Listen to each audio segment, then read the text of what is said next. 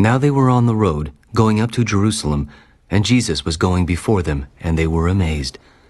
And as they followed, they were afraid. Then he took the 12 aside again, and began to tell them the things that would happen to him.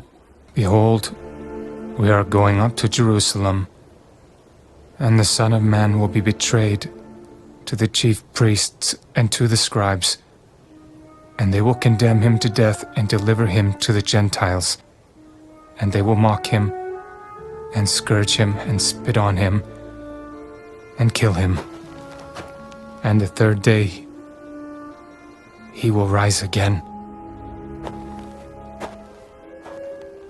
Then James and John, the sons of Zebedee, came to him. Teacher, we want you to do for us whatever we ask. What do you want me to do for you? Grant us that we may sit, one on your right hand and the other on your left, in your glory. You do not know what you ask. Are you able to drink the cup that I drink, and be baptized with the baptism that I am baptized with? We are able. You will indeed drink the cup that I drink, and with the baptism I am baptized with, you will be baptized.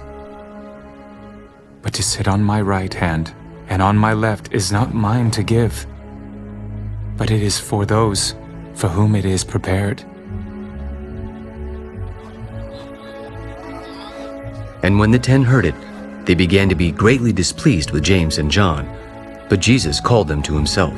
You know that those who are considered rulers over the Gentiles lord it over them, and their great ones exercise authority over them. Yet it shall not be so among you. But whoever desires to become great among you shall be your servant. And whoever of you desires to be first shall be slave of all.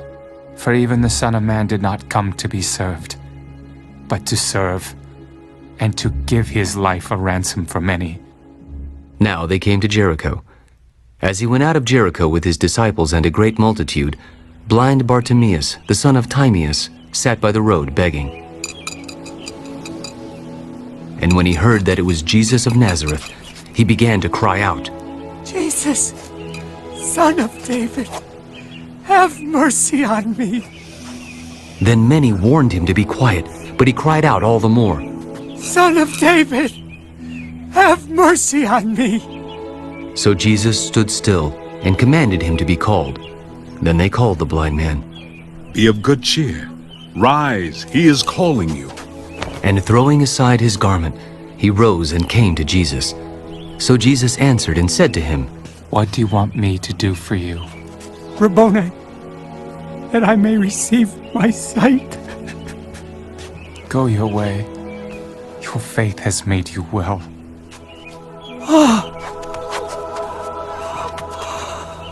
And immediately he received his sight and followed Jesus on the road.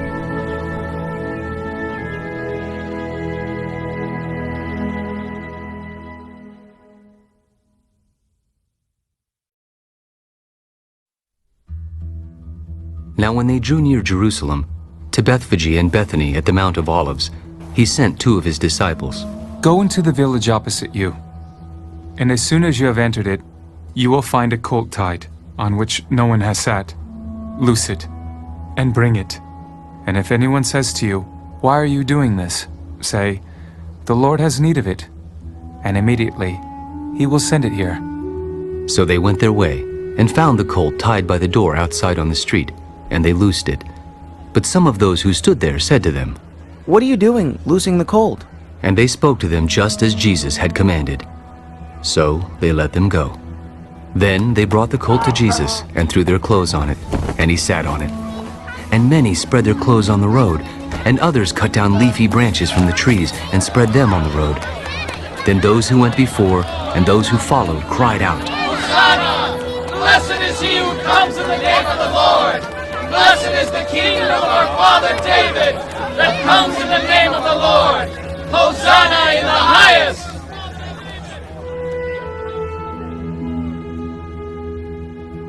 And Jesus went into Jerusalem and into the temple. So when he had looked around at all things, as the hour was already late, he went out to Bethany with the 12. Now the next day, when they had come out from Bethany, he was hungry. And seeing from afar a fig tree having leaves, he went to see if perhaps he would find something on it. When he came to it, he found nothing but leaves, for it was not the season for figs. In response, Jesus said to it, Let no one eat fruit from you ever again. and his disciples heard it. So they came to Jerusalem. Then Jesus went into the temple and began to drive out those who bought and sold in the temple, and overturned the tables of the money changers and the seats of those who sold doves. And he would not allow anyone to carry wares through the temple. Then he taught, Is it not written, My house shall be called a house of prayer for all nations? But you have made it a den of thieves. And the scribes and chief priests heard it and sought how they might destroy him, for they feared him, because all the people were astonished at his teaching. When evening had come, he went out of the city. Now in the morning, as they passed by, they saw the fig tree dried up from the roots. And Peter, remembering, said to him, Rabbi, look, the fig tree which you cursed has withered away. Have faith in God. For assuredly I say to you, whoever says to this mountain, Be removed and be cast into the sea, and does not doubt in his heart, but believes that those things he says will be done, he will have whatever he says. Therefore I say to you, whatever things you ask when you pray, believe that you receive them, and you will have them.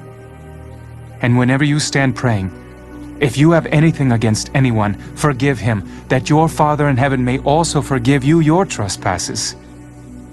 But if you do not forgive, neither will your Father in heaven forgive your trespasses.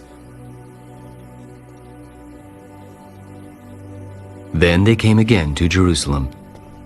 And as he was walking in the temple, the chief priests, the scribes, and the elders came to him. By what authority are you doing these things? And who gave you this authority to do these things? I also will ask you one question. Then answer me, and I will tell you by what authority I do these things. The baptism of John, was it from heaven or from men? Answer me. And they reasoned among themselves, saying, If we say from heaven, he will say, Why then did you not believe him? But if we say from men, They feared the people, for all counted John to have been a prophet indeed. So they answered, We do not know. Neither will I tell you by what authority I do these things.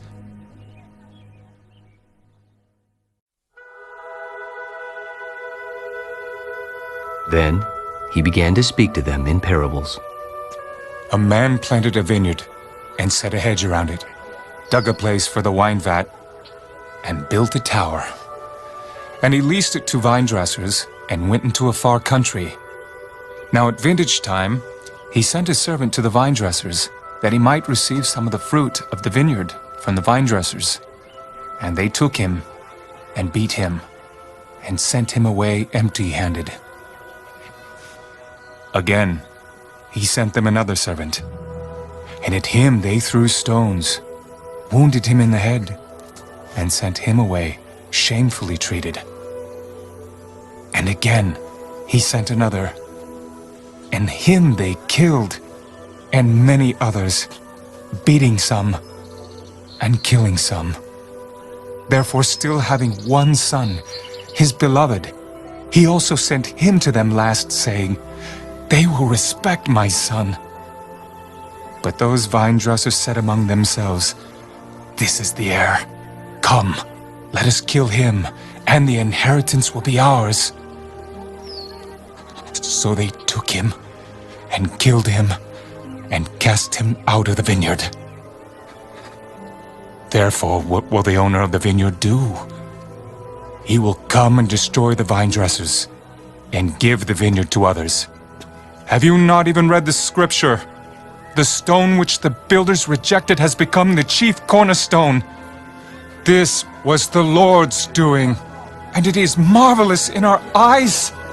And they sought to lay hands on him, but feared the multitude, for they knew he had spoken the parable against them. So they left him and went away.